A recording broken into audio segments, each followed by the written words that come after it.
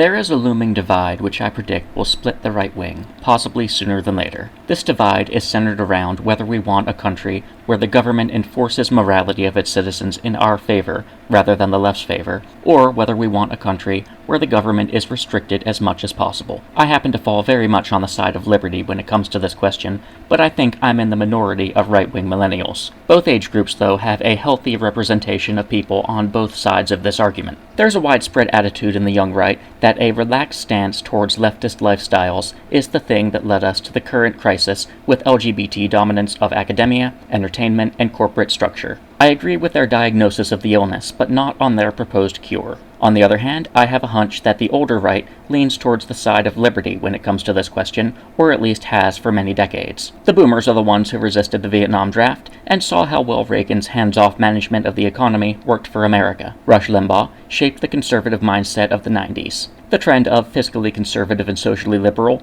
rose up during the 2000s. Boomers and Gen Xers are the ones behind the Ron Paul revolution and the Tea Party movement during the Obama years. They're also the ones who cheered for gay rights in 2016 at Trump's RNC acceptance speech. The younger right has looked Satan in the eye and rejected his plans of hedonism and sexual mutilation, and now plans proactive measures to retake ground that was lost in the Cultural War. The older right, by contrast, has been fighting against government overreach for much of their lives, as opposed to racial Marxism and gender ideology. I see the split of the right wing as inevitable, and I can only hope it comes as late as possible, because I see the coalition formed by Trump's 2016 election as one that can win, and one that can successfully sweep the old, greedy, nepotistic establishment politicians aside and replace them with a better status quo. As such, I do everything I can to refute the ideas of the moralists in hopes that this will prolong the current state of things. I would very much hate to be on the same political side as people who think using the opposite sex's restroom is a human right, but enough violations of the First Amendment by my own side will push me in that direction. To my dismay, I can already see this particular crack widening on our side of the political aisle. Somewhat popular on the young right is the long-term goal of starting a prohibition on pornography. A concrete proposal I've seen in many various places is an attempt to mandate age verification before web users may visit websites that host adult content. We are told that these would be largely state-level laws and would encourage people to vote with their feet,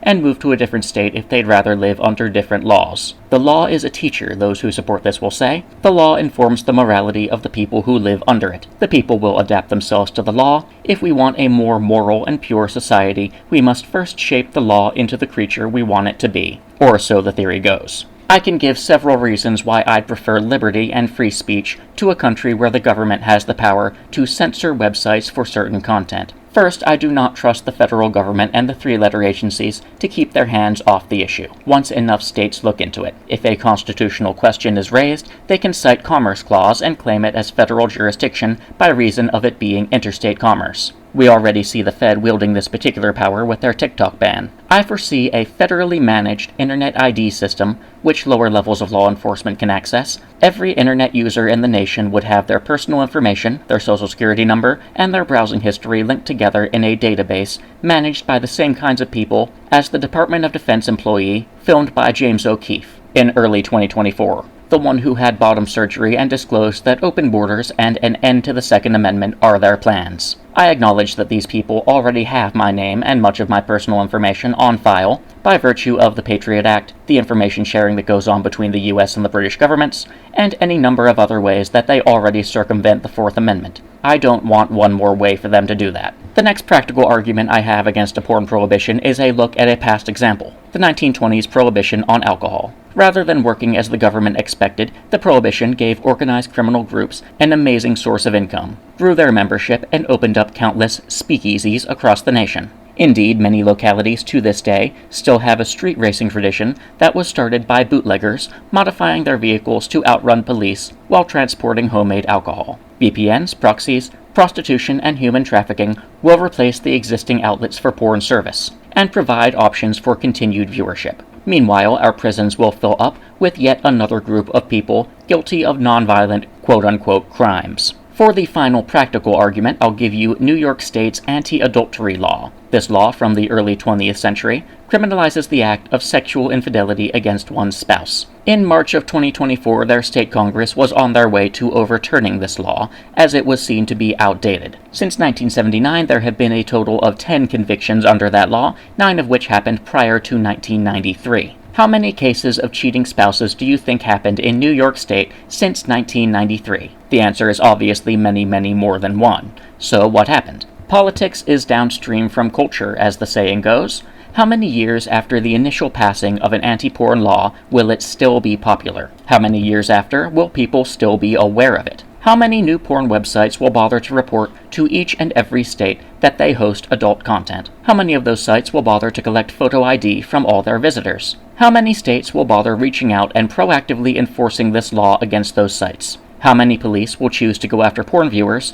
when there are different types of crime they can prioritize? How many of the police are porn viewers themselves? How many prosecutors and how many district attorneys? How many judges? How many jury members? An anti-porn law will drain voters from the right, hurting our cause while having little lasting impact. It will turn the valid arguments for self-improvement and throwing off the self-imposed shackles of instant gratification into something that is mocked and ignored. And now a legal argument. Who's to define what constitutes adult content? Who applies and enforces this law? Can we trust a state attorney general 10 years from now to apply this law fairly? What about 30 years from now? Will one political ideology be targeted more than the other, regardless of which side actually watches more porn? Who's to say that InfoWars, 4chan, Breitbart, or Twitter are not adult content? They do, after all, host heated political discussion surrounding taboo topics. Those discussions may not be suitable for children. Is a plea in favor of one side or the other in the Israel-Palestine conflict adult content?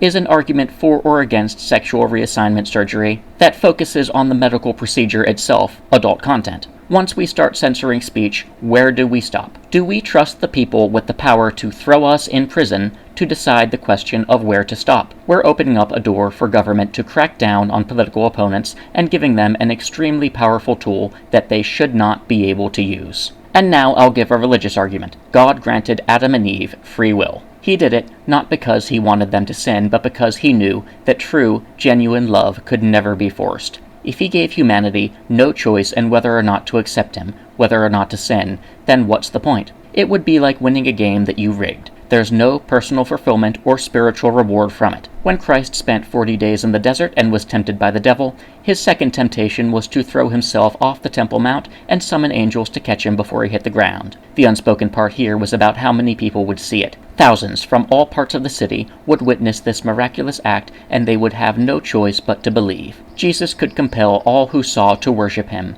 All he had to do was give in every time someone asked him to prove his divinity with a simple miracle. He could have assembled the biggest and best army on the face of the earth and wiped out Rome in record time. He could have been just as famous as Alexander the Great. Instead, he's more famous. He chose to perform miracles and to reveal himself only to those who already had faith, and his church has lasted thousands of years. He continues to give us the gift of free will. The Book of Sirach, a book of the Bible which the Catholics and Orthodox read but the Protestants don't, gives the example of a lustful eunuch. One who has evil thoughts and evil desires but is compelled not to act on them is little better than one who is unrestrained. Neither of them will get into heaven. Only those who examine themselves and plant the seeds of virtue completely willingly will be children of God. A prohibition on porn would create millions of lustful eunuchs who hate us and resent those who impose their temperance by force. Imposing morality by force would be setting the stage for a political reckoning that would make 2016 look like child's play. This time, the reckoning will be aimed against the Christian faith.